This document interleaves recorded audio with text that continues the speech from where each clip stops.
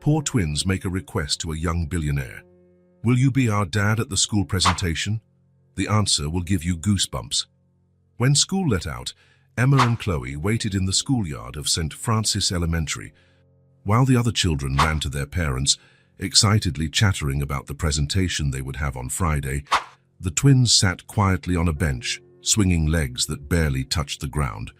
Everyone's already talking about the dresses they're going to wear and how their parents are going to film it, Chloe muttered, kicking a small stone on the ground.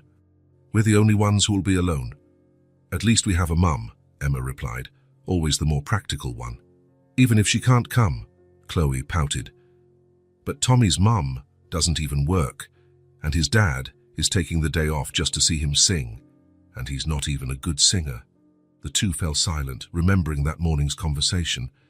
Their mother, Sophie, had found the note about the family day presentation and explained, with tears in her eyes, that she couldn't miss her shift at the diner on Friday. It was the busiest day of the week, and she was already hanging on by a thread after having to miss a day when Emma got sick last month. That's when the twins noticed a shiny black car parking across the street. A young man in a dark, well-tailored suit got out of the vehicle. He glanced at his watch, impatient, and took out his phone. Look at that man, Chloe nudged her sister. He looks important. Emma watched the stranger with curiosity. Do you think he's someone's dad? No, Chloe answered thoughtfully. I've never seen him before.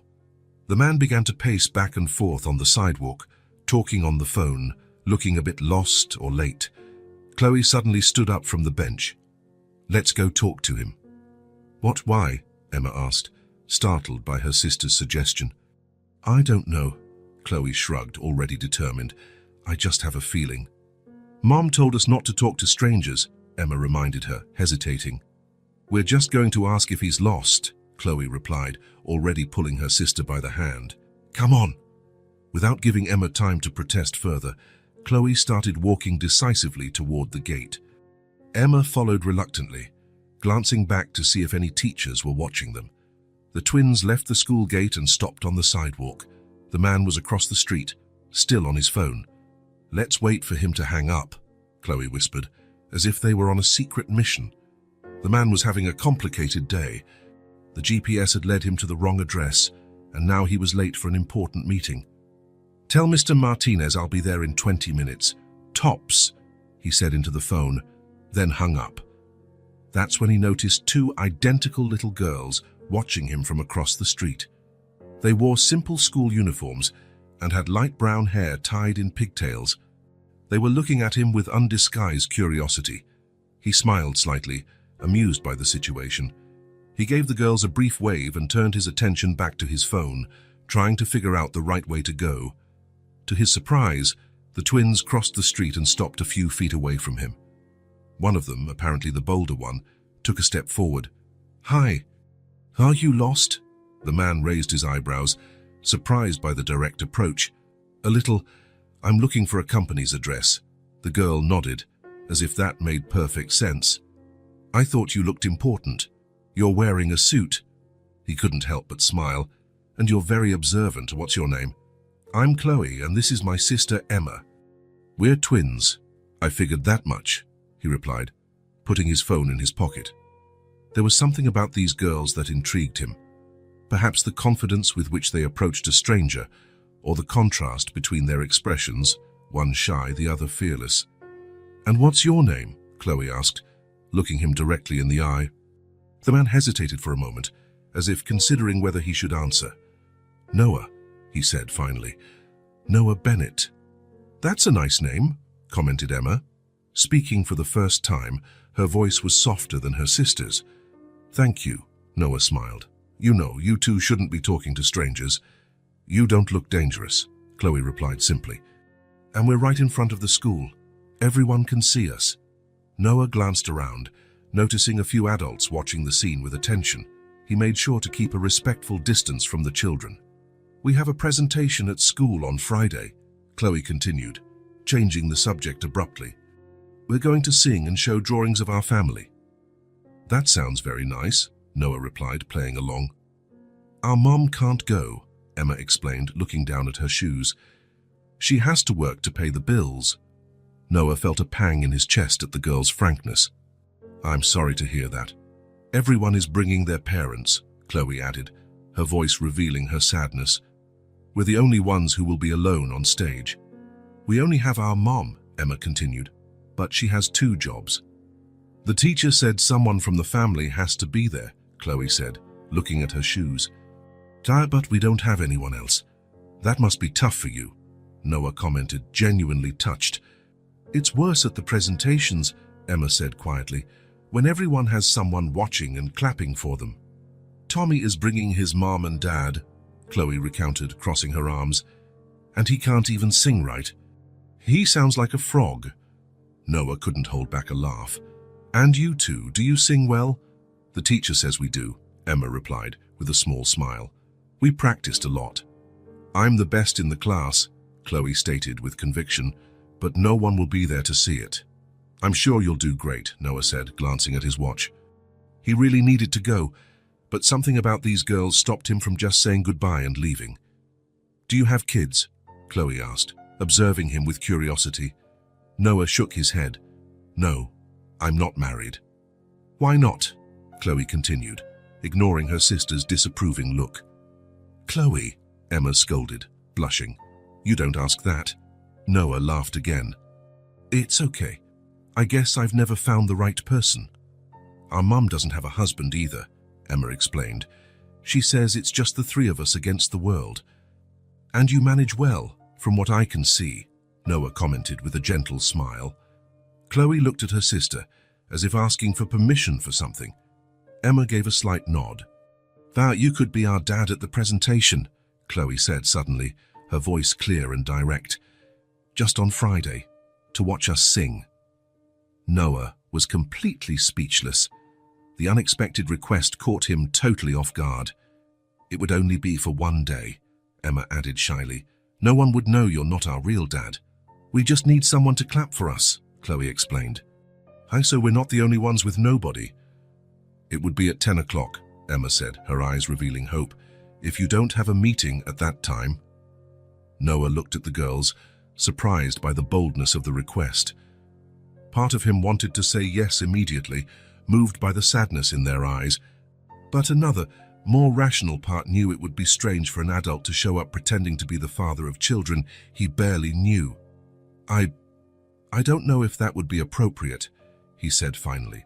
We hardly know each other, and we wouldn't tell anyone, Chloe insisted. It would be our secret. I understand you're disappointed that your mom can't go, Noah said gently, but I don't know if I can help in that way. The twins' faces lost some of their brightness. Chloe lowered her head, trying to hide her disappointment. It's okay, Emma said with a small smile. It was just an idea. A silly idea, Chloe muttered.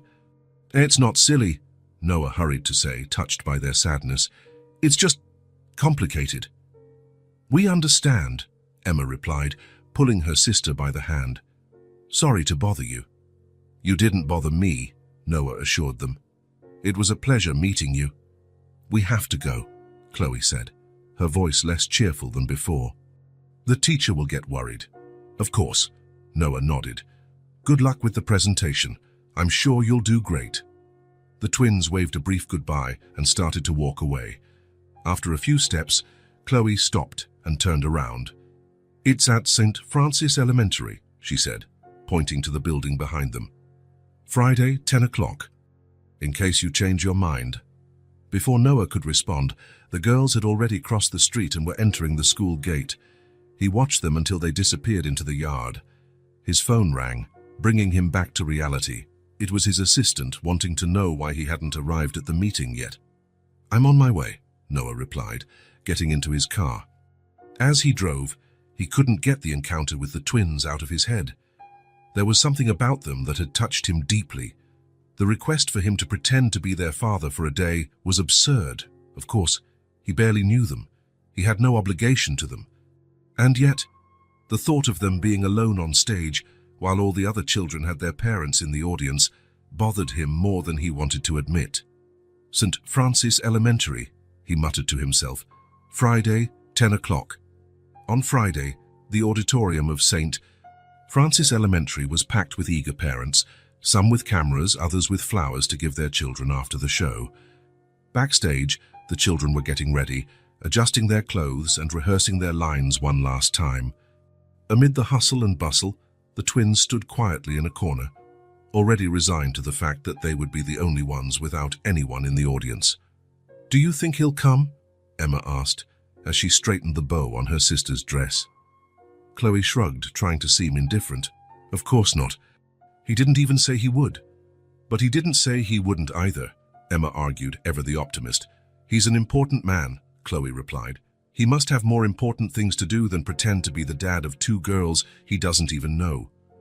"It was a silly idea," Emma sighed.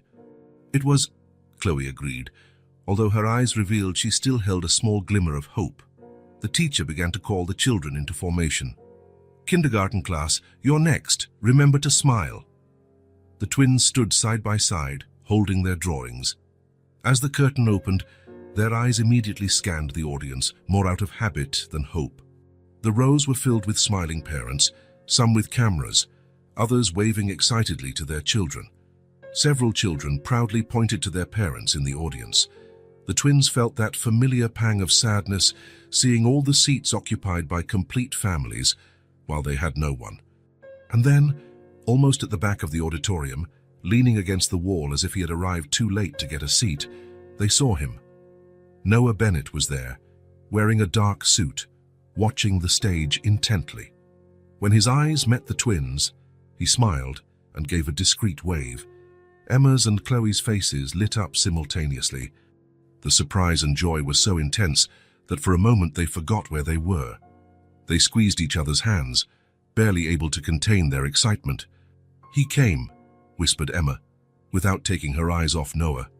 "I knew it," Chloe replied, though her tone of voice betrayed that she was also surprised. The show began.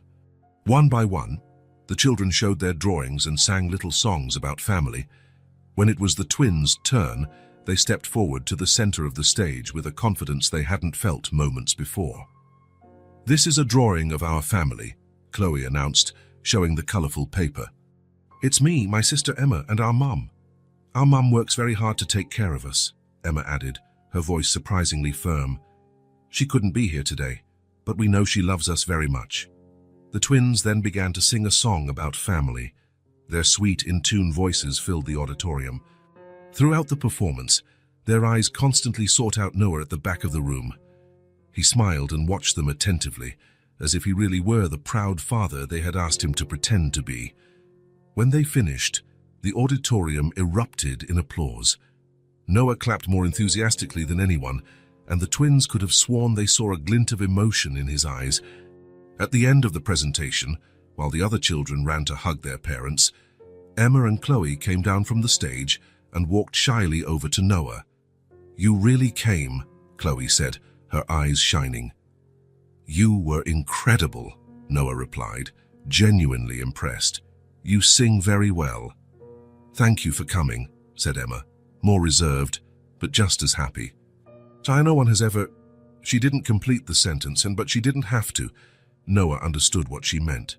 "It was my pleasure," he replied, feeling an unexpected emotion. "You invited me, and I couldn't miss it." "The other kids thought you were our real dad," Chloe recounted proudly. "We didn't say you weren't." Noah felt a lump in his throat. How could 2 children he barely knew affect him so much? "It's okay," he said, smiling. "Our secret." The twins smiled back, and in that moment, something shifted inside Noah. Maybe it was their innocence, or the way they looked at him with admiration, or simply the fact that they had trusted him, a complete stranger, to fill, even for a few hours, a void in their lives. "Shais, you were great," he repeated, not quite sure what else to say. "Truly. Thanks for being our dad today," Chloe said, with that disarming frankness that seemed to be her trademark. Noah nodded, not trusting his voice to reply. "We have to go now," Emma explained. "The teacher is calling everyone back to the classroom." "Of course," Noah replied, composing himself. It was very nice meeting you." The twins waved one last time and walked away, hand in hand as always. Noah watched them until they disappeared into the crowd of happy families. Something had changed in him, a desire he never knew he had. The desire to protect, to care for, to be part of these children's lives was now present. As he left the school, Noah already knew that this encounter had touched his heart in a way he hadn't expected. That sad look in the girls' eyes, their courage in approaching him, the simplicity of their request, all of it had awakened something inside him that he couldn't explain. What he didn't imagine was how that simple, innocent request would change his life forever. While the other children were hugged and photographed by their proud parents, Noah remained at the back of the auditorium, watching the twins walk away with their teacher. The presentation was over, but he couldn't just leave. Those girls had broken through barriers he didn't even know existed, and now he found himself inexplicably connected to them. He decided to wait at the school entrance. Classes hadn't ended yet, but the Family Day presentation had been a special event. As the other families left the auditorium, Noah checked his watch. He had already cancelled 2 important meetings to be there, and now he considered cancelling the rest of his day. After almost an hour, the classroom doors opened and the children began to stream out. Noah spotted the twins immediately. They were walking hand in hand, chatting excitedly, their faces still glowing from the joy of their successful performance. When they saw him, they stopped for a moment, surprised that he was still there. Then, identical smiles spread across their faces as they ran toward him. "You're still here?" exclaimed Chloe, with contagious enthusiasm. "We thought you had already left," Emma added, more reserved but equally happy. Noah smiled, surprised by his own relief at seeing them again. "I wanted to say a proper goodbye," he explained. "You were truly amazing up there." "Everyone thought you were our real dad," Chloe recounted, lowering her voice as if sharing a secret. "The teacher asked where you came from, and we just said it was a surprise." Noah laughed, fascinated by the girl's spontaneity. A sudden idea popped into his head, and before he could think better of it, the words were already out. "Have you had lunch yet? I was thinking we could get something to eat together, to celebrate the presentation." The twins' eyes widened in perfect sync. "Like at a restaurant?" Chloe asked, incredulous. "If you'd like," Noah replied, realizing too late that he might be crossing a line. "Of course, if you don't have other plans or if you don't need to go home." "We don't have plans," Emma hurried to say. "We usually go home by ourselves and make a sandwich. Mom only gets home from her first job at 3, Chloe explained. Noah felt a pang of sadness imagining the girls going back to an empty apartment, preparing their own lunch. Children of 6 or 7 shouldn't have to spend so much time alone. "So, what do you think?" he asked. "I know a place nearby with the best milkshakes in town." "Milkshakes?" Chloe's eyes sparkled. "Can we really?" "Of course," Noah smiled. "You deserve it, after that performance." Emma, always the more cautious one, hesitated. "Mom said we shouldn't go to places with strangers." "She's right," Noah agreed seriously. "That's a very important rule. But we know each other now, don't we? And we're in public, where everyone can see us." Emma considered for a moment, then nodded. "I guess it's okay, just this once. What do you think, Chloe?" "I think I'm hungry," Chloe replied promptly, making Noah laugh. "It's settled then," he said, offering a hand to each of them. "Let's go celebrate your performance." The twins took his hands without hesitation, and together they walked to the car. Noah helped them buckle their seatbelts in the back seat, struck by how natural it felt, as if he had done it hundreds of times before. The restaurant Noah chose wasn't far, a family-friendly place with outdoor seating and a varied menu. It wasn't the kind of establishment he usually frequented, but it seemed appropriate for the occasion. Seated at a table on the patio, with colorful umbrellas shielding them from the sun, Noah watched the twins study the menu with solemn expressions, as if it were a task of extreme importance. "Can I order anything?" Chloe asked, her eyes scanning the colorful pictures. "Of course," Noah replied. "Whatever you want." "Even French fries?" Emma asked, almost in a whisper, as if afraid of pushing her luck. "Especially French fries," Noah confirmed, feeling a strange mix of joy and sadness. It was evident that a simple lunch at a restaurant was a rarity for them. After placing their orders, burgers, fries, and chocolate milkshakes for the girls, and a sandwich for Noah, they fell into a surprisingly easy conversation. "So, do you always walk home from school by yourselves?" Noah asked, trying to keep his tone casual. Emma nodded. "Most of the time.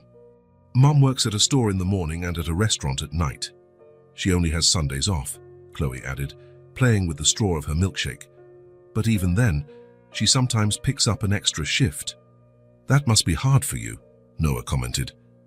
"We manage," Emma replied with a maturity that didn't match her age. "I know how to heat up food in the microwave, and we already know how to take showers by ourselves. And do our homework," Chloe added proudly. "I help Emma with math, and she helps me with reading." Noah felt a lump form in his throat. These children had already learned to be independent in a way no child should have to. "Mom said it will be easier when she finishes college," Emma explained, as if feeling the need to defend her mother. "She studies at night, when we're already asleep." "Your mother sounds like an incredible person," Noah commented sincerely. "Working, studying, and taking care of you." "She's the best mom in the world," Chloe affirmed with conviction. "But sometimes we wish we had a dad too." Emma nudged her sister, as if scolding her for her frankness, but Chloe just shrugged. "It's true," she insisted. "Everyone at school has a dad except us." You've never met your father?" Noah asked hesitantly, unsure if he was treading on forbidden territory. The twins shook their heads simultaneously. "Mom said he left before we were born," Emma explained. "She doesn't really like to talk about it." "But we have pictures of him," Chloe added. "Mom keeps them in a box under her bed." "Chloe," Emma chided, "we're not supposed to go through Mom's things." "I didn't go through them," Chloe defended herself. "I saw it when I was looking for my lost sock." Noah watched the interaction with fascination. It was clear that, despite their identical appearances, the girls' personalities were completely different, one cautious and responsible, the other impulsive and direct. "Do you have a lot of friends at school?" Noah asked, deliberately changing the subject. The conversation flowed naturally as they ate. The twins told him about their teachers, their favorite subjects, their classmates.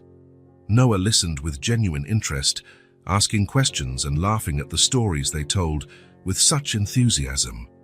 "And you?" Chloe asked suddenly as she finished her milkshake. "Were you always rich?" "Chloe!" Emma exclaimed, looking mortified. "I'm sorry," she added, looking at Noah. "She has no filter," Noah laughed. "It's okay. And no, I wasn't born rich. In fact, I grew up in very different circumstances than I have today." The twins looked at him with renewed curiosity. "What do you mean?" asked Emma. Noah hesitated. He wasn't used to talking about his past, especially with people he had just met. But there was something in the sincerity of these children that made him want to be just as sincere. "Well, when I was a kid, about your age, my family didn't have much money," he began.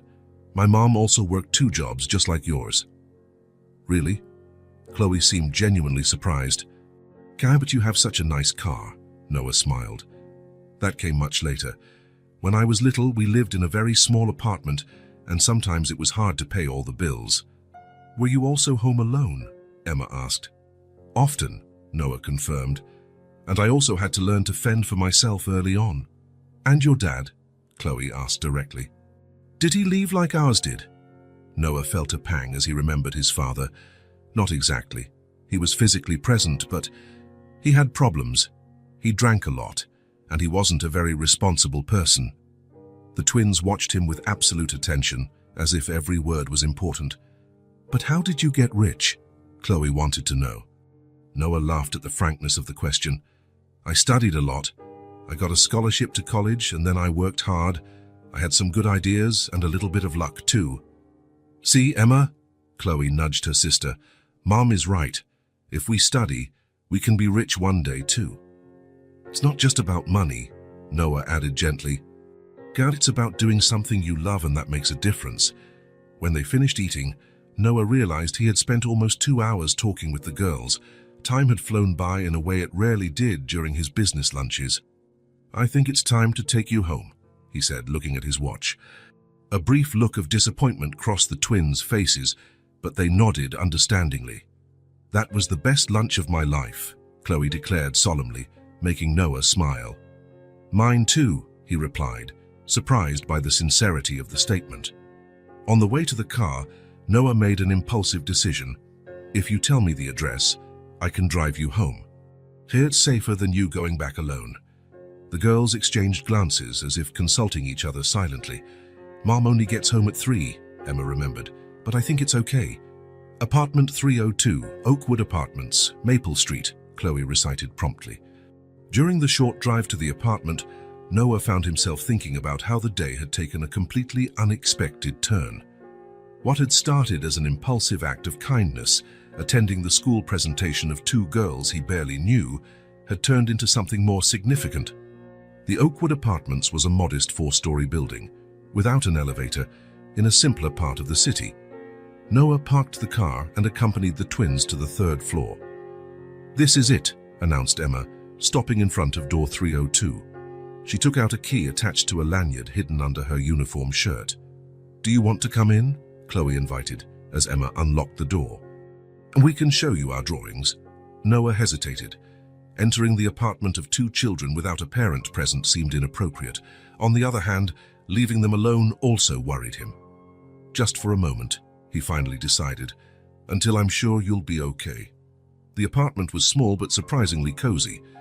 A combined living room and kitchen, 2 small bedrooms visible through ajar doors, and a bookshelf filled with books that took up almost an entire wall. There were plants on the windowsills and children's drawings taped to the refrigerator. The place exuded simplicity but also care and effort. "Mom made that bookshelf," Emma explained proudly, noticing Noah's gaze. "She likes to fix things. And those are our plants." Chloe pointed to the small pots on the windowsill. "We take care of them every day." Noah was about to comment on the apartment when he heard the sound of keys at the door. The twins turned, surprised. "It's Mom!" exclaimed Emma. "She never gets home this early." The door opened, and a young woman entered carrying a grocery bag. She looked tired, but smiled when she saw her daughters, until she noticed Noah standing in her living room. The smile vanished instantly, replaced by an expression of shock. The bag slipped from her hands, scattering apples across the floor. "Girls, who is—" she began, but her voice failed as she looked directly at Noah. "Mom, this is Noah," Chloe explained excitedly, seemingly oblivious to the sudden tension. "He came to our presentation today. And then he took us to lunch," Emma added. "We had burgers and milkshakes." Sophie Bennett remained motionless, her face now as pale as paper. Her eyes, identical to her daughter's, were fixed on Noah, a mixture of recognition and poorly concealed panic. "A pleasure to meet you," Noah said, extending his hand automatically, even as he sensed something strange was happening. "The girls invited me in. I hope you don't mind." "Your face looks familiar," he added, trying to understand why the woman in front of him seemed so disturbed by his presence. Sophie swallowed hard, forcing a tense smile as she bent down to pick up the scattered apples. "You must be confusing me with someone else," she replied quickly, avoiding his gaze. "We've never met before." But there was something in the way she said it, an underlying tension, almost a tremor in her voice, that made Noah doubt it immediately. He knew this woman from somewhere. He was sure of it. But where? "Mom, Noah grew up without much money too, just like us," Chloe exclaimed, oblivious to the palpable tension between the adults. "And now he's rich and has an amazing car." "Chloe, Emma, why don't you go change your clothes?" Sophie suggested, finally looking at her daughters. "I need to talk to Mr. Bennett." The girls looked like they were about to protest, but something in their mother's tone made them obey without question. Reluctantly, they headed to their room, casting curious glances over their shoulders before closing the door. When they were finally alone, the silence between Noah and Sophie was almost palpable. He watched her more closely, the light brown hair tied in a simple bun, the tired but still intensely green eyes identical to her daughter's. "Guys, I really feel like I know you from somewhere," Noah insisted gently. Sophie took a deep breath as if gathering courage. Her eyes finally met his, and in that moment, Noah felt something, a connection, a memory trying to surface. "You should leave," she said, her voice a bit firmer now. "And please, don't come back." The girls don't need false hope in their lives. False hope, Noah repeated, confused. I just came to their presentation and brought them home safely. And why would you do that? Sophie questioned, crossing her arms defensively. Why would a man like you be interested in two children you barely know? The question caught him off guard. Why, indeed? What had motivated him to attend the presentation, to invite them to lunch, to bring them home? They asked me to, he replied simply, because it was the truth. They wanted someone in the audience, and I couldn't say no. For an instant, Sophie's expression softened, as if she understood exactly what he meant. Her daughters had that effect on people, the ability to break down barriers with their disarming sincerity. But then, as quickly as it appeared, the softness was gone, replaced by determination. I appreciate what you did, she said, opening the door in an obvious invitation for him to leave. But it would be better for everyone if this doesn't happen again. Noah felt a strange reluctance to leave, as if he were leaving something important behind. But he respected her wish, heading for the door. They are extraordinary children, he said, pausing in the doorway. You must be very proud. For a moment, Sophie looked like she was about to say something more. There was a visible struggle in her eyes, as if she were debating some important decision internally. But in the end, she just nodded. Thank you, Mr. Bennett. As the door closed behind him, Noah couldn't help but feel that this wasn't really a goodbye. There was something inexplicable about that family, something that drew him in a way he couldn't understand. And that feeling of familiarity when looking at Sophie, it wasn't just his imagination. He knew her, he was sure of it. He just couldn't remember from where. 3 days had passed since the tense encounter at the twins' apartment, and Noah couldn't stop thinking about them.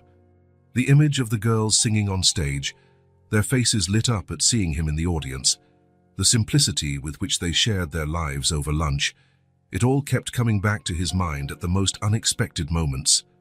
And then there was Sophie, with her startled look of recognition. Noah still couldn't remember where he had met her before, but he was sure their paths had crossed at some point. The way she reacted made it clear that it hadn't been just any encounter. Sitting in his luxurious office, Noah found himself ignoring important reports and staring out the window, lost in thought. His assistant had already asked twice if everything was okay, noticing his unusual distraction. Mr. Bennett, Sarah called from the door, interrupting his reflections. The CFO is waiting for the 2 o'clock meeting. Cancel it, Noah replied abruptly. Cancel all my appointments for the rest of the day. The assistant hesitated, surprised by the request. In 6 years of working for him, she had rarely seen him cancel meetings without an urgent reason. Did something happen? She asked, concerned. Noah shook his head, already grabbing his jacket. No, nothing serious. I just need to take care of a personal matter. 20 minutes later, he was parking his car in front of a large shopping mall. He didn't have a specific plan, just an impulse he couldn't explain even to himself. As he walked through the bright corridors of the department store, he stopped in the children's section. School uniforms and sneakers, backpacks, notebooks. The shelves were full of items that most parents bought without a second thought, but which for some families represented significant sacrifices. Noah remembered Emma's casual comment during lunch about how they had to save everything, even colored pencils, to make them last the whole year. Without hesitation, he began to select items, 2 complete sets of uniforms for each girl, new backpacks, notebooks, pencil cases filled with colored pencils, and sneakers, comfortable and good quality, not the cheapest ones on the shelf. He remembered how the girls had mentioned they liked to draw, so he added pads of special paper and a watercolor paint set. When he got to the checkout, the cashier looked at the amount of purchases with curiosity. Twins? She asked, smiling as she scanned the duplicate items. Noah nodded, surprised at how the idea didn't seem strange. Yes, 2 girls. They're lucky, the woman commented, looking at the quality of the items he had chosen. They're going to love these, especially these watercolors. My daughter has a similar set. Noah paid without paying attention to the total amount, a sum that was insignificant to him, but probably represented a full month's salary for Sophie. With his arms full of bags, he drove to the Oakwood apartments. With every block he got closer, He questioned his decision. Sophie had made it clear she didn't want to see him again. Was he overstepping boundaries, invading the life of a family he barely knew?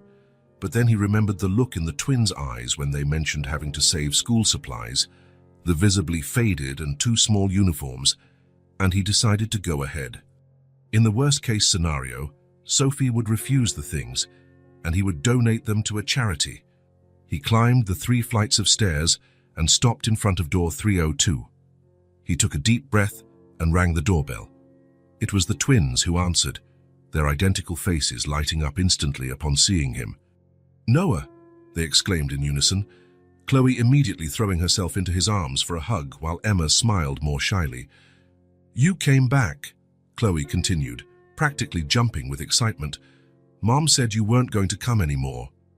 "Chloe," Emma gently chided her, always more mindful of social graces. "He brought a bunch of bags." Noah smiled, genuinely happy with the warm welcome. "I brought a few things for you. May I come in?" "Of course." Chloe pulled him by the hand, while Emma looked hesitantly toward the inside of the apartment. "Mom's in the shower," she explained. "She just got home from work." "Even better," Noah commented, stepping inside and placing the bags on the floor of the small living room. "I want to surprise all 3 of you."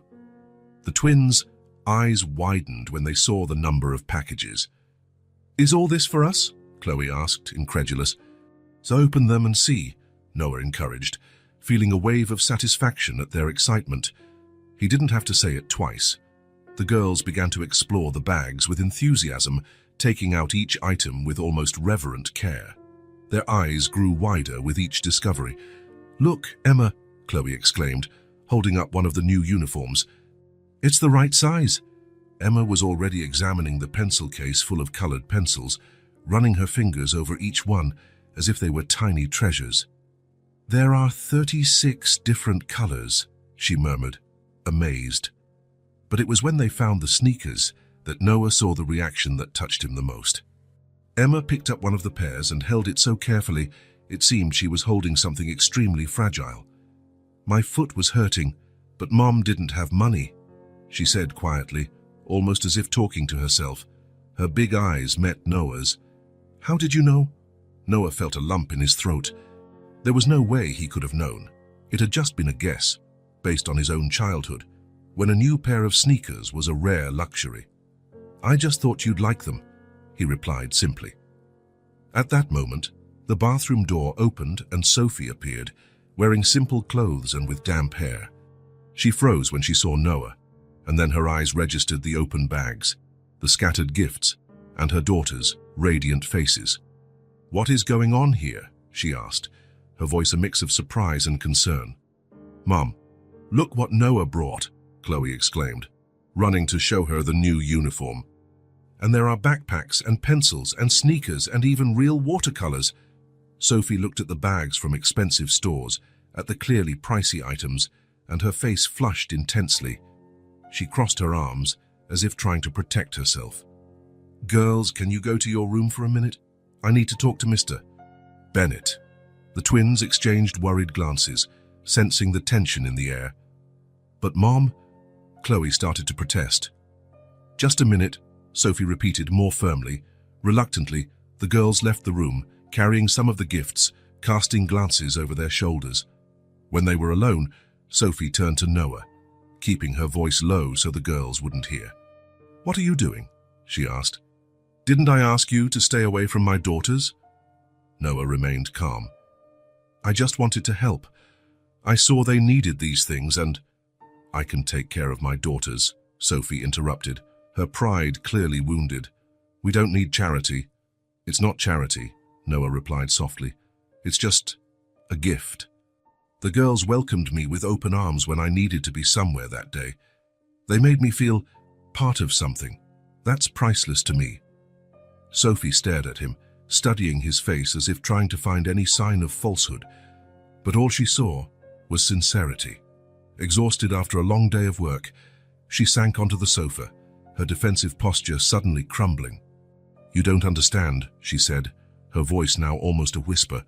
"It's not just about the gifts. It's about expectations, They've already grown attached to you, and when you get tired of this and disappear, who's going to explain it to them? The question hit Noah like a punch. He had never considered that. What would happen next? He had acted on impulse, moved by a connection he couldn't explain. "I'm not going to disappear," he replied, surprised by his own certainty. "Unless you really want me to go." Sophie sighed deeply, running her hands over her tired face. For a moment she looked much older than her probable 30 years. "Look," she said finally, "I appreciate the gesture. I really do. But you have to understand we're from different worlds. You have a busy life, companies to run. The girls they're just two ordinary kids." "Not to me," Noah replied, surprising himself again with the firmness in his voice. "I can't explain it, but since I met them something has changed. I feel like I need to be here." Sophie looked at him for a long time, a clear internal struggle visible in her eyes. "The sneakers were really necessary," she finally admitted, her voice low and a little embarrassed. "I was saving up, but the refrigerator broke last month and—" "You don't have to explain," Noah interrupted gently. "I grew up in a house where every penny was carefully counted. I know what it's like." Something in Sophie's face changed when she heard that, curiosity, perhaps even surprise. "You told the girls that too," she commented, "that you didn't grow up with money." Noah nodded. "It's true. What I have today, I built from scratch. And I understand your pride, Sophie. My mother was just like you. She'd rather work herself to exhaustion than accept help." A small smile, the first genuine one she had given him, briefly appeared on Sophie's lips.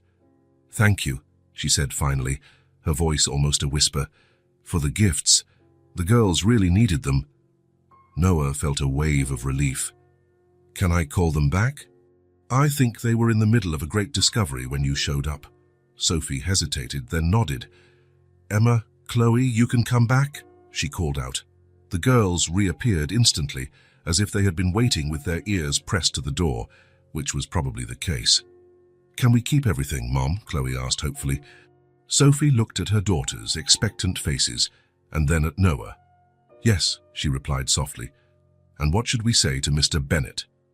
"Thank you," the twins exclaimed in unison, running to hug Noah, who was surprised by the strength of the feeling that washed over him as he felt their small arms around him. "How about you try on the uniforms?" he suggested, too emotional to say anything else.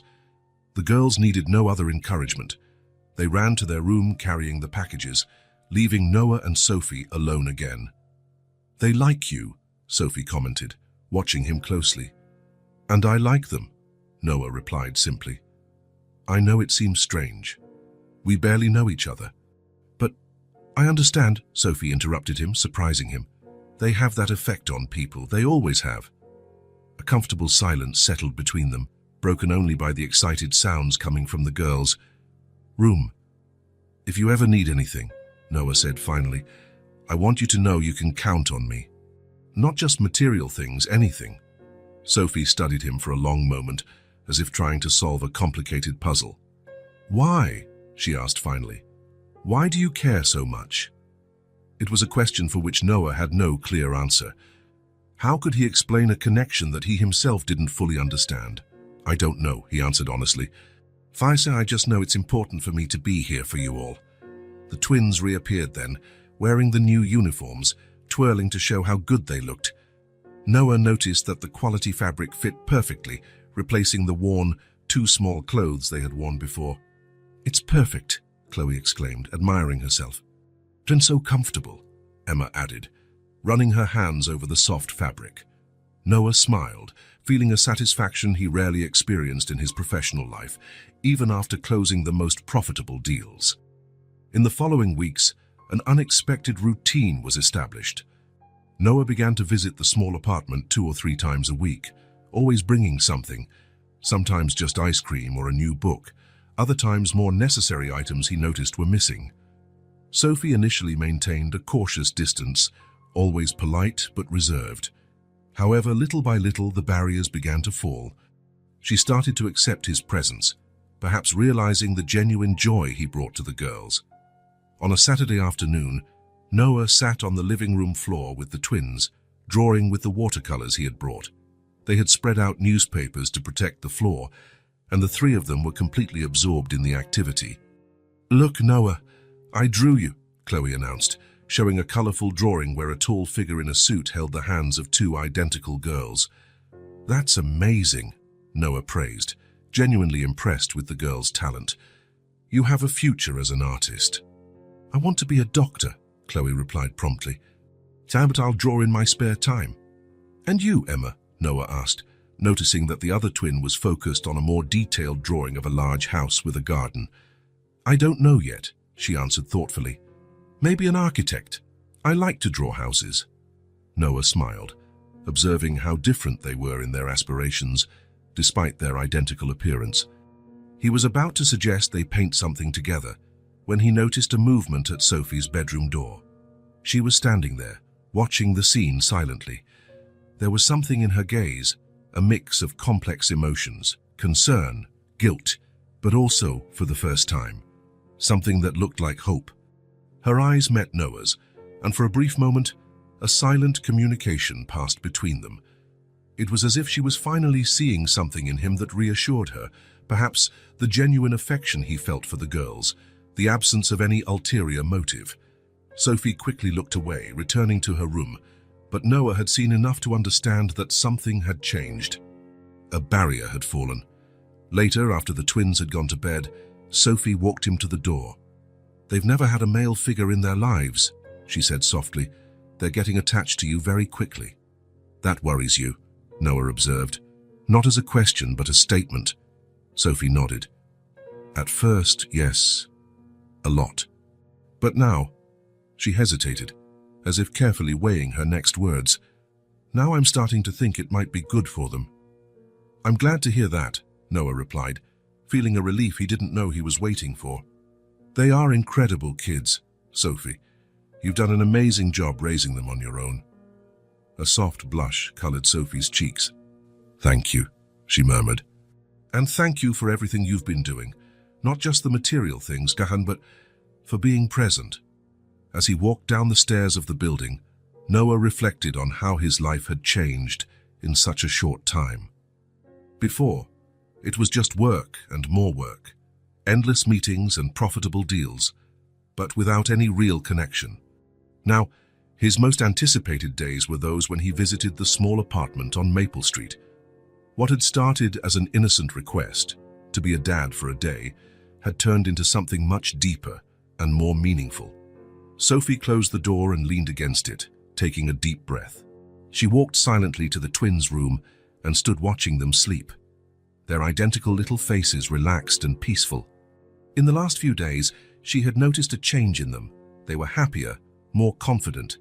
The new uniforms and school supplies had done wonders for their self-esteem. But it was more than that. It was Noah's constant presence, the genuine interest he showed in their small achievements and dreams. Sophie sat on the edge of the bed, a lump forming in her throat. A dilemma that had tormented her for years was now taking on new dimensions. The truth she kept hidden weighed more and more heavily on her chest. "Should I tell him?" she whispered to herself, gently stroking Emma's hair. "Does he have the right to know?" The fear of what could happen paralyzed her. What if he became furious that she had hidden the truth for so long? What if he wanted to take the girls from her, or worse, what if, after knowing, he lost interest and disappeared completely? But there was also another possibility, one that was beginning to seem less and less unlikely. What if he was really different from what she feared? What if he really cared about the girls as much as he seemed to? Sophie wiped away a silent tear. The most difficult decision of her life was approaching, and she knew she couldn't postpone it for much longer. The clock showed almost 9 o'clock when Noah arrived at the twins' small apartment. It wasn't his usual visiting time. He usually came earlier, to have time to play with the girls before dinner. But today Sophie had called, asking him to come after the children were asleep. There was something in her voice, a tension, a restrained urgency that had worried him all day. He knocked softly on the door, trying not to make too much noise. Sophie answered almost immediately, as if she had been waiting near the entrance. Her eyes looked tired, with small shadows underneath that he had never noticed before. "Thanks for coming," she said quietly, stepping aside for him to enter. The girls just fell asleep. Did something happen? Noah asked, keeping his voice equally low. You sounded worried on the phone. Sophie didn't answer right away. She closed the door carefully and gestured toward the small kitchen. Can we talk in there? I don't want to wake them. Noah nodded, following her to the cramped but impeccably organized kitchen. The round table that occupied the center of the space barely fit 4 chairs. Sophie indicated for him to sit and took the chair opposite him. Her fingers drummed nervously on the table's surface. Want some coffee? She offered, clearly procrastinating whatever she needed to say. I'm fine, thank you, Noah replied gently. Sophie, what's going on? You're making me worried. She took a deep breath as if gathering courage. Her eyes, so similar to her daughter's, met his for a moment, then shifted to her own hands. I need to tell you something, she began, her voice almost a whisper. Something I should have told you a long time ago. Noah felt a sudden apprehension. In the last 2 months, since meeting the twins, he had become a constant presence in their lives. He visited them regularly, helped with homework, took them to the park on weekends. Sophie had become more receptive to his presence, though she always maintained a certain reserve. Now it seemed he would finally understand why. Does it have to do with that feeling that we've met before? He asked, remembering the strange familiarity he felt when he first saw her. Sophie nodded, lightly biting her lower lip. I've never been good at hiding things, she said with a sad smile. And every time you look at the girls, every time you play with them or help them with something, the guilt just grows. Guilt, Noah repeated, confused. Sophie, what are you talking about? She closed her eyes for a moment, as if making a final decision. When she opened them again, there was a determination there that wasn't present before. We have met, she said finally, her voice trembling but firm. I was a waitress at that party. It was just one night. I didn't know who you were. After I found out I was pregnant, I didn't know how to find you.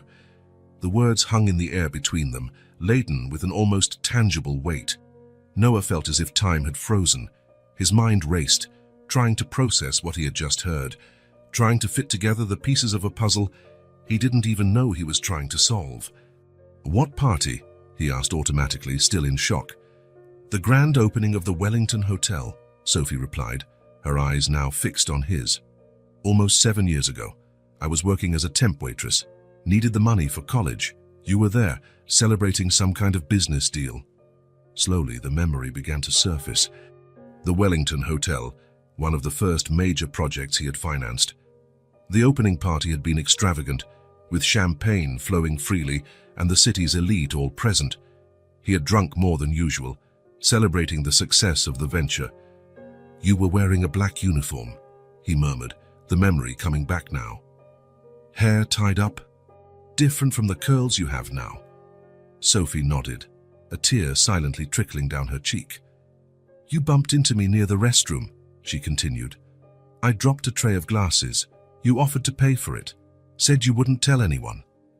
We started talking, and we ended up in my hotel room, Noah completed, the memory now crystal clear. One night. A single night with a beautiful waitress whose name he barely remembered the next morning. A casual encounter that meant nothing, or so he thought at the time. I had never done anything like that before, Sophie said, as if she needed to explain. I was never the type of person who... But there was something about you, a connection. And I was young, and you were so... She didn't finish the sentence, but she didn't need to. Noah remembered the charm he had used, the sense of power he felt that night, young and newly rich, celebrating his first big success. The next morning, you were already gone, he recalled. I left money on the nightstand. Sophie winced. I didn't take it.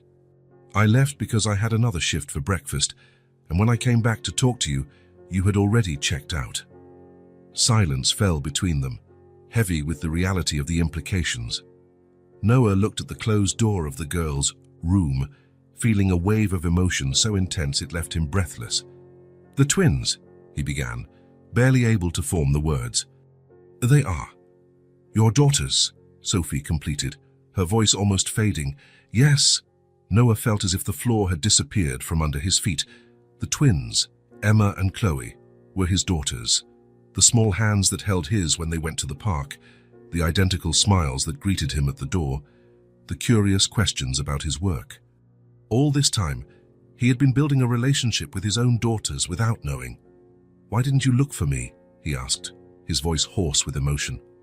"I tried," Sophie replied, the tears now flowing freely. "When I found out who you really were, not just some hotel guest but Noah Bennett, the businessman, I thought about finding you. I even went to your office once, but what? I saw you leaving with a model, I think, getting into a limousine. It seemed like such a different world from mine," she explained, wiping her tears with the back of her hand. "Who was I? A pregnant waitress you would barely remember. What kind of reception would I get? What if you thought I was after your money? Or worse, if you demanded a DNA test and tried to take the babies from me?" Noah closed his eyes, feeling the weight of the situation. He understood her fear. At the time, he probably would have reacted exactly as she feared, with suspicion, possibly even hostility. "So you decided to raise them alone," he concluded. Sophie nodded. "I never thought we would meet again. When you showed up at that school presentation, it was like fate was mocking me. And when the girls asked you to introduce them to me," Noah began, the pieces finally fitting together. "I panicked," Sophie admitted. "I didn't know what to do. Part of me wanted to tell you everything that same day, but I was so scared." "Scared of what?" Noah asked gently. "Of losing my daughters," she replied, her voice choked with emotion. "Of you using your money and power to take them from me. Or worse, of you rejecting the idea completely and breaking their hearts." Noah fell silent, absorbing it all. He looked again at the bedroom door, imagining the girls sleeping, oblivious to the conversation that would change their lives forever. "But you're telling me now," he observed, looking back at Sophie. "What changed?"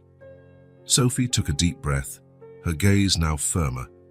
"You changed. Or maybe the way I see you has changed. For the last 2 months, you've been different from what I imagined. The way you treat the girls, how you respect our boundaries, how you genuinely care." She hesitated, then continued. "They deserve to know who their father is, and you deserve to know you have 2 wonderful daughters." Noah felt the pieces finally fall into place. The inexplicable connection he had felt upon meeting the twins, the familiarity in Sophie's face, the way he felt so comfortable in that small apartment, it all made sense now. He was a father to 2 incredible girls who had already captured his heart before he even knew they shared his blood. The night had been long for Sophie. After Noah left, she remained sitting in the small kitchen for hours, replaying the conversation, the expression of shock on his face when he finally understood the truth. He hadn't yelled or made threats as she had feared for so many years. Instead, he had been silent, processing the information, asking questions with a calmness she hadn't expected. When they finally said goodbye, Noah had asked for some time to absorb it all. "I need to think," he had said, his voice hoarse with emotion. "This changes everything." Sophie had agreed, knowing he deserved that space.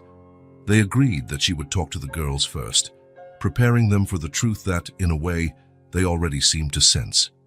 Now the next morning, Sophie felt exhausted but strangely light, as if a huge weight had been lifted from her shoulders. The truth was finally out, after so many years of secrecy.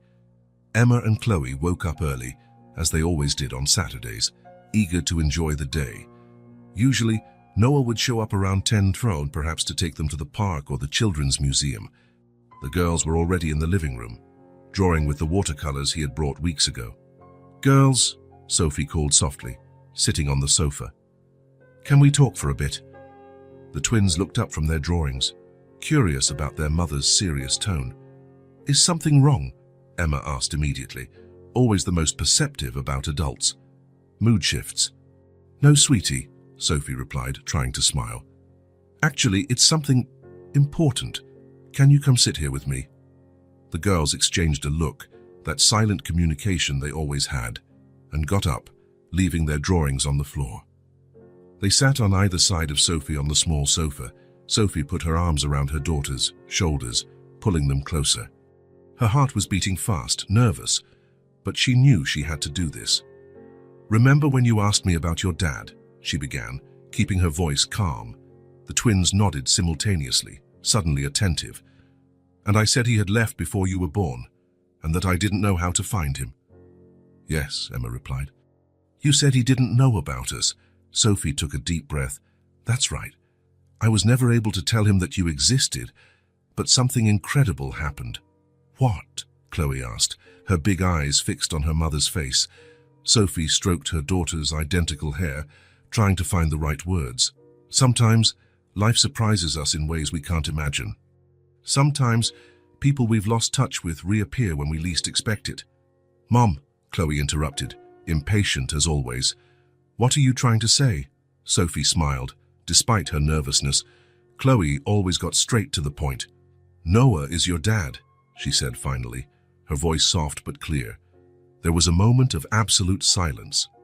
The twins looked at each other, that silent communication once again, their identical faces registering the same initial surprise, followed by something Sophie didn't expect, a kind of understanding, almost as if a suspicion had been confirmed. "We already thought he was our daddy," Emma said at last, her voice small but sure. Sophie blinked, surprised. "You thought so?" Chloe nodded vigorously. "He looks like us. He has the same smile as Emma and the same eyes as me. And he just showed up out of nowhere, after we wished for a dad," Emma added, with the simple and direct logic of children. It seemed too magical to be a coincidence. Sophie felt tears welling up in her eyes. All this time, while she had tortured herself with secrets and fears, her daughters had made the connection with the pure intuition that only children possess. "But you said you didn't know where our dad was," Chloe remembered, frowning in confusion. "And I didn't," Sophie confirmed. "It was truly a coincidence that he showed up at your school that day. I had no way of knowing he would be there, or that you would find him. So it really was magic," Chloe concluded with conviction. Sophie smiled through her tears. "Maybe it was. Sometimes life works in mysterious ways." "Why didn't you tell us sooner?" Emma asked, always the more practical one. "When he started visiting us." Sophie sighed. "I was scared," she admitted honestly. "Scared of how he would react, scared that he might be angry with me for not telling him sooner." "And was he angry?" Chloe asked, her big eyes revealing a hint of concern. "No," Sophie replied, remembering Noah's restrained reaction the night before. "He was surprised at it, of course, but not angry." "Is he still going to come back?" Emma asked, the real worry now emerging. Sophie hugged them both tighter. "Of course he will. He just needs a little time to take in the news. Imagine what it's like to suddenly find out you have 2 wonderful daughters." "When is he coming?" Chloe wanted to know, already excited by the prospect. "Soon," Sophie promised, hoping she was right. "He just needs a little time." The girls seemed satisfied with the explanation, although Sophie could see they had 1,000 questions. They spent the rest of the morning talking about Noah, about how he had entered their lives, about all the clues the twins thought they had noticed that indicated their relationship. Sophie listened in amazement at their perspective, realizing that, in many ways, her daughters had understood the situation better than she had herself. The following days were filled with anxious waiting. Sophie had tried calling Noah once, but it went to voicemail. She decided to respect the space he had asked for, though each day of silence increased her worry. The girls asked about him every morning before school and every night before bed. "Is he coming today?" became a constant question, to which Sophie could only reply with maybe or soon, feeling her own heart ache with uncertainty. 3 days turned into 4, and then 5. There was no news from Noah. Sophie alternated between worry and anger. Had she been wrong? Had he, confronted with the reality of fatherhood, decided to simply disappear? On the morning of the 6th day, Emma asked the question that hurt the most. "Mommy, does Noah not want to be our dad anymore?" Sophie felt her heart break, seeing the sadness in her daughter's eyes. "That's not it, honey. I'm sure that's not it."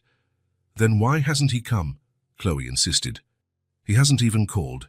Sometimes adults need more time to understand things," Sophie tried to explain, although she herself was beginning to have doubts.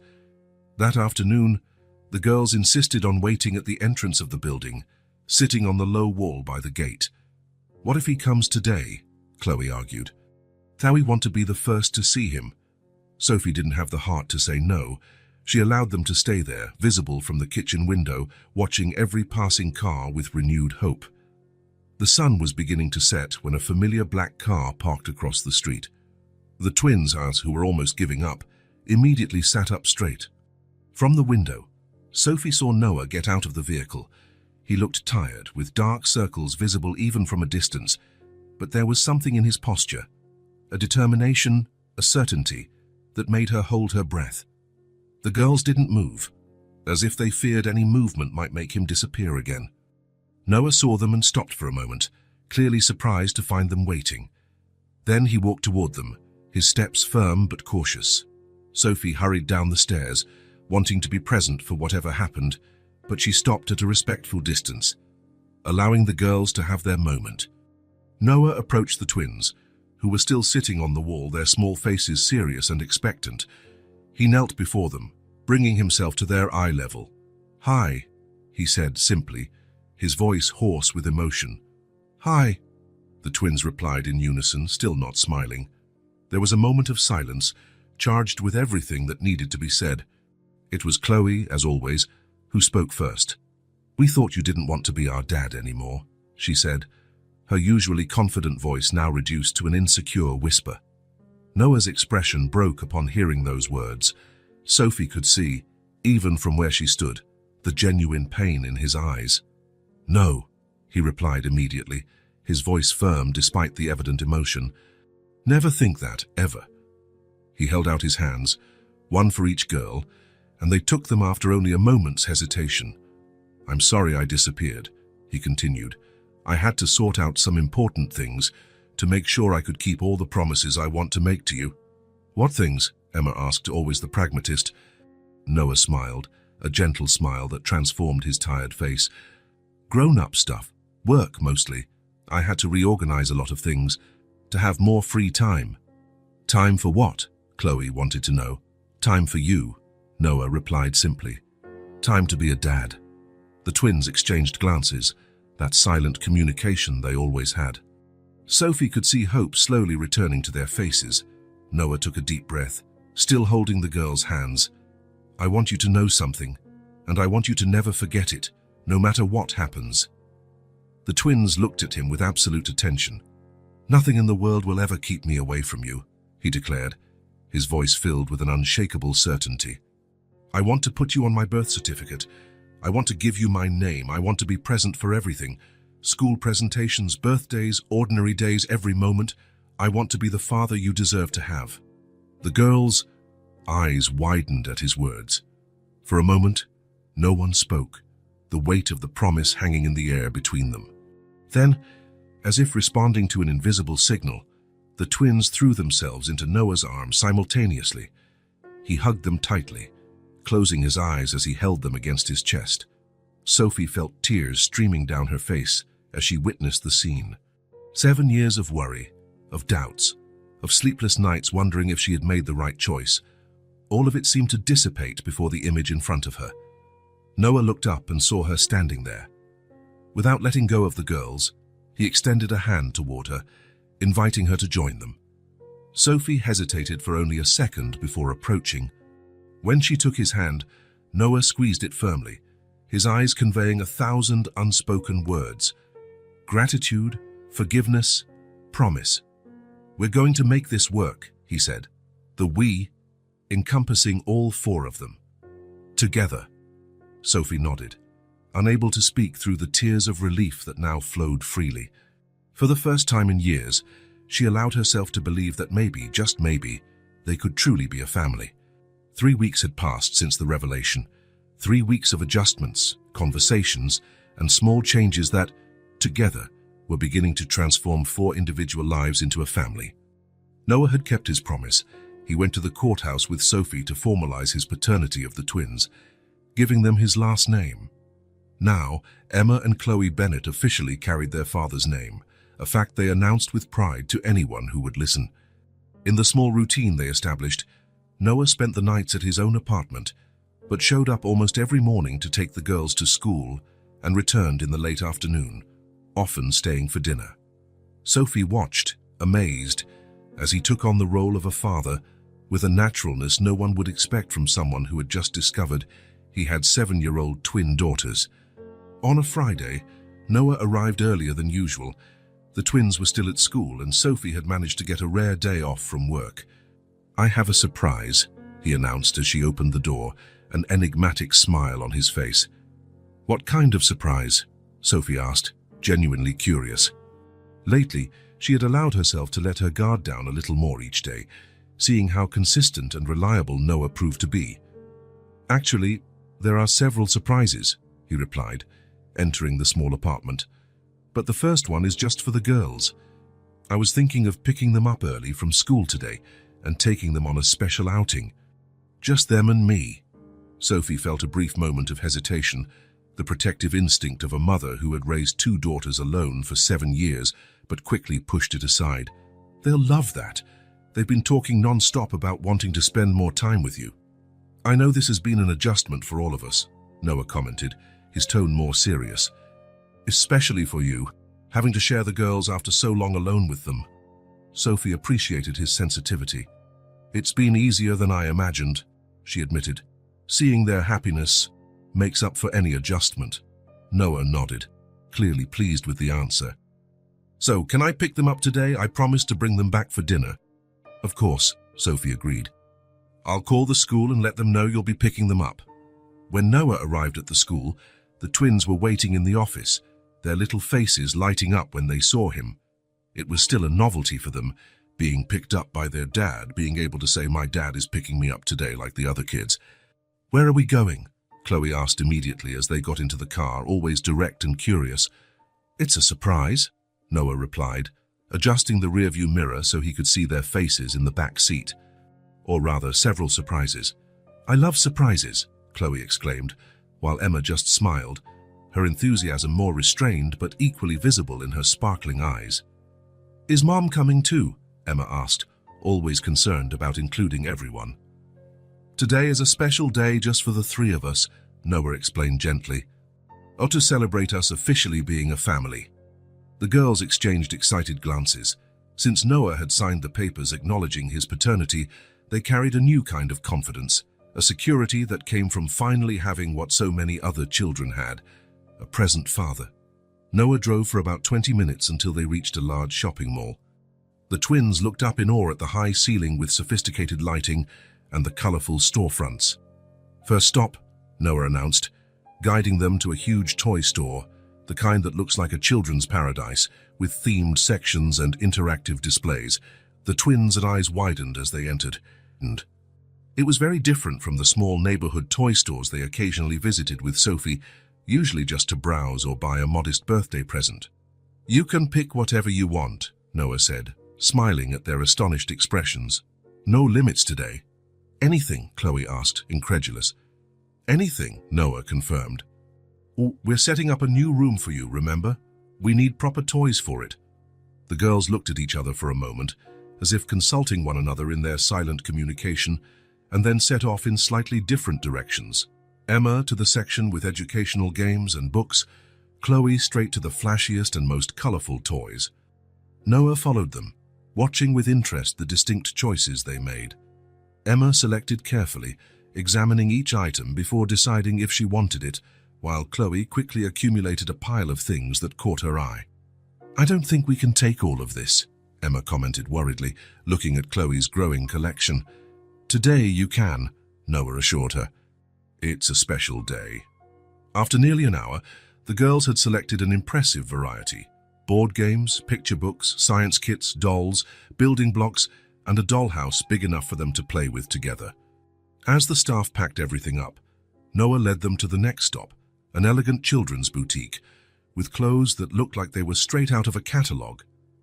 "Now," he said, "we need new clothes to go with the new toys." The twins seemed almost intimidated as they entered the sophisticated store. A sales associate approached, smiling kindly. "Can we help you with anything specific today?" "We're looking for a complete wardrobe for my daughters," Noah replied, feeling a special warmth as he said, "my daughters," out loud. "Clothes for all occasions." The sales associate nodded, professional but visibly excited at the prospect of a large sale. "We have beautiful collections for girls. Would you like to see something more casual or clothes for special occasions?" "Both," Noah answered, "and anything they like." Once again, the twins' different personalities emerged. Emma went for the more classic and practical pieces, while Chloe was drawn to everything colorful and eye-catching. The associate, in noticing their preferences, began bringing options that matched each of their styles. Emma tried on a simple but elegant dress, made of light blue cotton with small embroidered details. When she came out of the dressing room, she stood in front of the mirror, almost not recognizing her own reflection. "Hi, it looks beautiful on you," Noah commented, genuinely impressed with how the dress brought out the blue in her eyes. His eyes, as he now knew. Emma ran her hands over the soft fabric, an almost disbelieving look on her face. "I've never had such a pretty dress," she murmured, more to herself than to the others. Something about that simple, honest comment hit Noah deeply. The idea that his daughter, his own daughter, had never had something as basic as a pretty dress made his heart ache. In that moment, he promised himself that Emma, Chloe, and Sophie would never again lack for anything. Neither the essentials nor the small luxuries that make life sweeter. By the end of the shopping session, the girls had completely new wardrobes: dresses, pants, blouses, coats, shoes, and even accessories like hair bows and small children's jewelry. "We're not done yet," Noah announced, to the amazement of the twins, who were already thrilled with everything they had received. "So now we're going to choose the decorations for your new room." The decor store was a paradise of colors and styles. Again, the twins' distinct preferences showed, Emma preferring softer tones and delicate patterns, Chloe opting for vibrant colors and more playful themes. "How are we going to decorate one room with such different things?" Emma asked, concerned as she saw the contrasting choices. "Don't worry about that now," Noah replied mysteriously. "Trust me, it will work out." After selecting curtains, lamps, picture frames, decorative art, and various accessories, Noah finally announced it was time for a break. He took them to an elegant ice cream parlor inside the mall, where they could choose elaborate combinations of ice cream and toppings. Sitting at a table with colorful sundaes in front of them, Noah watched his daughters savoring the sweet treat, their faces lit up with a pure joy that made all the money spent seem insignificant in comparison. "This is the best day of my life," Chloe declared between spoonfuls, making Noah smile. "Mine too," he replied honestly. There was something deeply satisfying in being able to bring joy to his daughters, in seeing them experience new things, in hearing their laughter. "What are we going to do now?" Emma asked, always the planner, already thinking about the next step. Noah checked his watch. "Now we have one last surprise, and for this one we'll need Mom too." When they returned to the apartment, Noah asked the girls not to tell about all the shopping yet. It was part of the final surprise. Sophie noticed the conspiratorial glances among the three, but didn't ask questions, happy to see the bond strengthening between father and daughters. "I have something to show all of you," Noah announced during dinner. "If you're free tomorrow morning, I'd like to take you to a special place." "What place?" Sophie asked, curious about his mysterious air. "It's a surprise," Noah replied, winking at the twins, who giggled, accomplices in the secret. The next morning, Noah picked up the family early. The girls were especially agitated, knowing that more surprises were to come. Sophie, though trying to hide it, was also visibly curious. Noah drove for about 20 minutes, leaving the city center and heading towards a quiet residential neighborhood with tree-lined streets and spacious houses. Finally, he pulled up in front of a 2-story house with a well-kept garden and a wide entrance.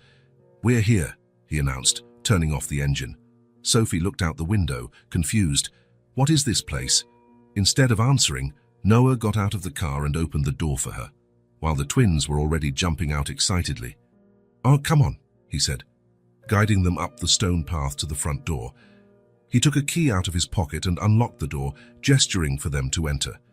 The interior of the house was spacious and bright, with large windows that let in natural light. The living room had a high ceiling, comfortable furniture, and a stone fireplace. The adjacent kitchen was large, with marble countertops and modern appliances. Everything was impeccably clean and tastefully decorated in neutral tones that created a sense of calm and warmth. Sophie stopped in the middle of the room, looking around with a confused expression. "Noah, what is this place?" He took a deep breath, suddenly nervous. "It's a house I bought. For us." Sophie was speechless, her eyes widening in shock. "I wanted you to have a real home," Noah continued, his voice soft. "A place with enough space for everyone, with a room for each of the girls, a yard where they can play, a kitchen where we can have meals together." "But," Sophie began, clearly overwhelmed by the surprise. "Goetti, come see the rest?" Noah interrupted her gently, not wanting to press for an immediate answer. He knew it was a big step, a huge change in their lives. The twins, oblivious to the tension between the adults, were already exploring excitedly, opening doors and checking every corner. "Look, there's a room just for me," Chloe shouted from somewhere upstairs. "And another one just for me," Emma's voice echoed, equally excited. Noah smiled, hearing their enthusiasm, then turned his attention back to Sophie, who still looked stunned. "I know it's a big surprise," he said softly. "And I want you to know there's no pressure. The house is for you, regardless of how we decide to move forward as a family." Sophie met his eyes, finally seeming to find her voice. "You bought a house for us," Noah nodded. "So the girls can have the space they deserve, so you don't have to work 2 jobs just to pay the rent, so we have a place to build memories together." "It's too much, Noah," Sophie whispered, visibly emotional. "We can't accept something like this." "Yes, you can," he insisted gently. "They are my daughters, Sophie. I want to give them everything they couldn't have for the past 7 years. Before Sophie could reply, they heard hurried footsteps on the stairs, and the twins appeared, their faces flushed with excitement. "Mommy!" "There's a huge backyard behind the house," Emma exclaimed. "And there's a perfect tree for a tree house," Chloe added. "Did you like it?" Noah asked, though the answer was clearly written on their radiant faces. "It's the best house in the world," Chloe declared with conviction. Emma, always more perceptive, looked at her mother, noticing her emotional expression. "You don't like it, Mommy." Sophie quickly composed herself, not wanting to diminish her daughter's joy. "It's beautiful, honey. I'm just surprised." "Are we going to live here?" Chloe asked directly, looking between the 2 adults. Noah left the question for Sophie to answer, not wanting to pressure her. Sophie took a deep breath, looking around once more, at the spacious and welcoming house, at Noah's hopeful face, at her daughter's shining eyes. Her every protective instinct wanted to refuse, to maintain her independence, not to accept something so grand. But there was also a new voice inside her, one that spoke of possibilities, of a future where her daughters would have everything they deserved, where she herself could finally breathe without the constant weight of financial worries. "I think so," she finally replied, her voice soft but firm. "If that's what everyone wants." The twins screamed with joy, jumping and hugging each other. Noah smiled, a visible relief washing over his face. "There's one more thing," he said, as the initial celebration subsided. "I want to show you something special, girls." He led them back upstairs, to a closed door they hadn't yet explored. "This is a special room," he explained, "for when you want to be together, instead of in your separate rooms." As he opened the door, it revealed a magical space, a large room decorated with a perfect combination of the contrasting styles the twins had chosen at the store. On one side, the soft tones and delicate patterns that Emma preferred. On the other, the vibrant colors and playful elements that Chloe loved. In the center, a common area where the styles blended harmoniously. All the purchases from the previous day, the toys, the decorative accessories were there, perfectly arranged. The dollhouse held a place of honor against one wall, and a bookshelf filled with books covered another. "It's our dream room," Emma exclaimed, running inside to explore. 2 weeks later, The move was complete. The small apartment on Maple Street had been exchanged for the spacious house in the tree-lined neighborhood. Sophie still worked, but only one job, with hours that allowed her to be home when the girls returned from school. It was in this new chapter of their lives that the first school event with Noah, officially as a father, took place. A science fair, where the twins would present a project on the water cycle, which they had prepared with his help. While the other children gave their presentations, Noah stood beside Sophie in the audience, the two exchanging proud glances every few minutes. When it was the twins' turn, they stood confidently next to their colorful poster. "Our project is about the water cycle," Emma began, her voice clear and firm. "And our dad helped us build this model," Chloe added, pointing to the three-dimensional display that showed the process of evaporation and precipitation. The pride on their faces as they said, "Our dad," was evident to everyone. After the presentation, when they received warm applause, they ran directly to Noah, who hugged them tightly. "Guys, you were amazing," he praised, genuinely impressed with their confidence. "It was thanks to your help," Emma replied, her arms still around his neck. As Chloe ran off to show something to a classmate, Emma lingered for a moment longer, hugged to her father. She leaned in and whispered in his ear, "Good thing we found you. Now you don't have to pretend to be our dad anymore. You're our daddy forever." Noah felt a lump in his throat, unable to respond with words. Instead, he just hugged her tighter, kissing the top of her head. Sophie watched the scene from a few steps away, her heart finally at peace. The path to get here hadn't been easy. Years of solitary struggle, of fears and doubts, followed by weeks of adaptation and change. But looking at